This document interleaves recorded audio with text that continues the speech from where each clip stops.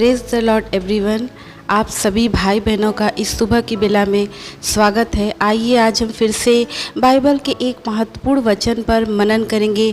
यह वचन है 1 थिस्सलुनीकियों 4:3। यहाँ पे लिखा है, परमेश्वर की यह इच्छा है कि तुम पवित्र बनो।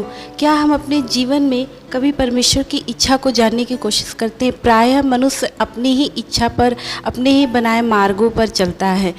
हम इंसान कभी भी प्रभु की इच्छा को जानने की कोशिश नहीं करते।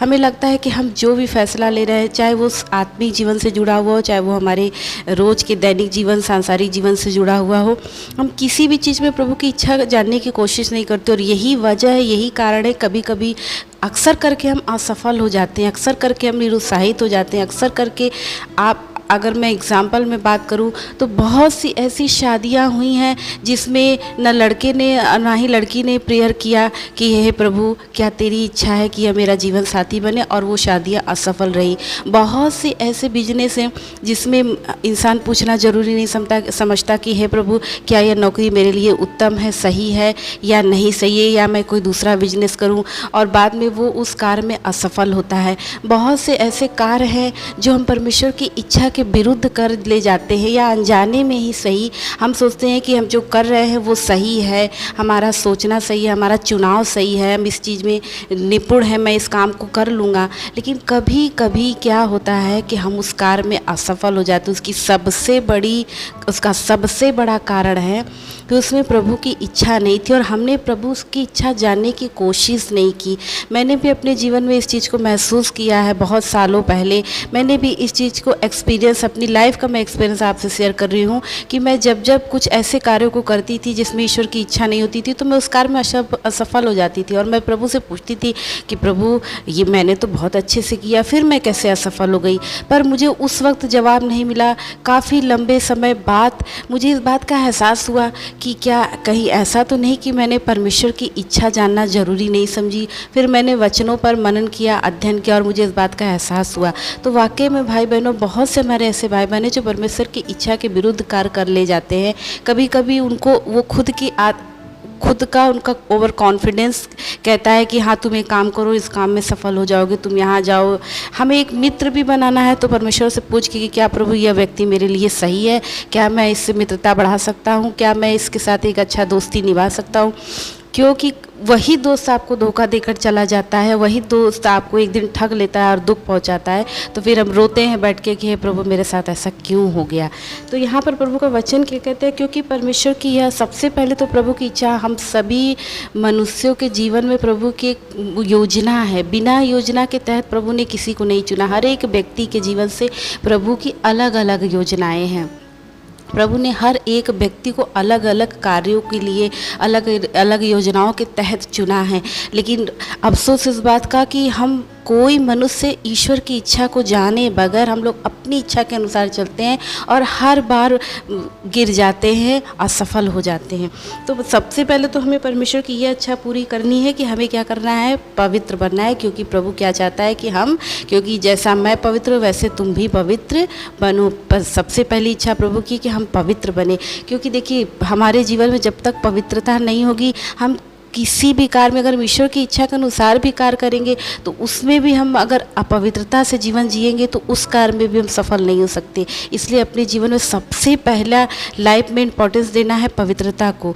जैसे प्रभु यीशु मसीह ने अपना पूरा जीवन पवित्रताई के साथ जिया था, वैसे ही हमें भी पवित्रताई के साथ जीना है। क्योंकि हम जब भी कोई अच्छा कार्य करने चलते हैं, परमेश्वर की इच्छा के अनुरूप कार्य करने चलते हैं, उसमें भी हमें पवित्र होना आवश्यक है। उसमें भी हमें पूर्ण रीति से डेडिकेट होना, प्रभु पे समर्पित होना आवश्यक है। सिर्फ इस ईश्वर की इच्छा को पूरी करने में समझदारी नहीं है, बल्कि ईश्वर की पवित्रताई के साथ चलते हुए ईश्वर की इच्छा पूरी करने में समझदारी दूंगा, और जिस मार्ग में तुम्हें चलना है उस मार्ग में मैं तुम्हारी अगुवाई करूंगा। ये देखिए, ऐसा नहीं कि जब हम परमेश्वर के सामने प्रभु की इच्छा को पूछते हैं तो उस वक्त प्रभु हमारी मदद करता है, प्रभु हमारी अगुवाई करता है, प्रभु में बताते बसते हम सुने। क्योंकि पवित्र आत्मा वाद विवाद नहीं करती और धीरे से हमारे कान में कहती है कि तुम्हें ये काम करना है या नहीं करना है। हमें बड़े ही बुद्धि और समझदारी के साथ उस चीज़ को सुनना है कि प्रभु हमसे प्रभु हमसे क्या चाहते हैं, प्रभु की क्या इच्छा है हमारे जीवन से, उसे बड़े समझदारी से समझने की कोशिश करनी है। तो वचन यहाँ पे क्या कहता है कि मैं तुम्हें बुद्धि दूंगा और जिस मार्ग पे तुम्हें चलना है, जिस मार्ग पे प्रभु चाहते हैं हमें चलना, उस मार्ग में प्रभु सिर्फ बताएंगे ही नहीं कि हमें किस मार्ग पे चलना है, बल्कि उस मार्ग में हमारी अगुवाई भी करेंगे। तो कितनी अच्छी बात है। इसलिए हमें अपने जीवन में प्रभु के इच्छा के अनुसार ही हर कार्य को करना है, क्योंकि उसी में हमारी भलाई है। प्रभु यीशु मसीह ने 1 यूहन्ना 17:4 में कहा है कि जो कार्य तूने मुझे करने को दिया था उसे पूरा करके मैंने पृथ्वी पर तेरी महिमा की। देखिए, प्रभु यीशु मसीह ने भी परम पिता के कार्यों को अपने माता पिता से कहा था।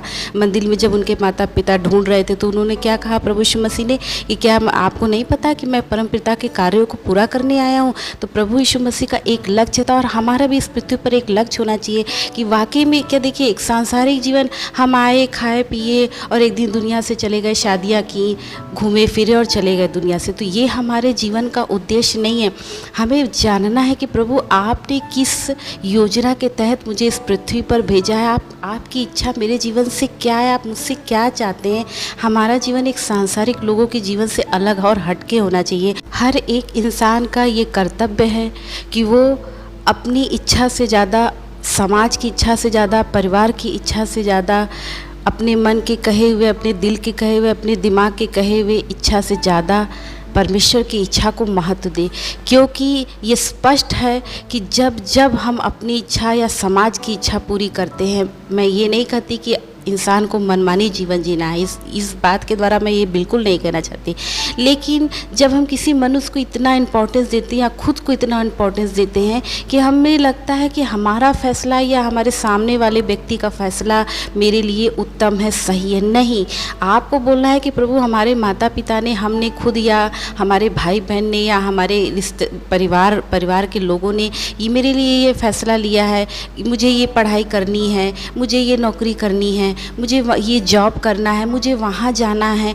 तो आप उनकी बात को अवश्य सुने, मैं उनकी बात को टालने के लिए नहीं कह रही हूँ, लेकिन उन सारी बातों को, जो उनकी इच्छा है, उसे आपको परमेश्वर के सामने रखना और कहना है कि क्या प्रभु आपकी भी यही इच्छा है, क्या आप भी मुझसे यही चाहते हैं, क्या आप इस इच्छा में मेरे साथ हैं, क्या प्रभु आप, मैं ऐसा तो नहीं कि मैं अनजाने में गलत कार्य कर बैठूं, या मैं अनजाने में गलत चुनाव कर बैठूं, या यह चुनाव मुझे कल को निरुत्साहित कर सकता है।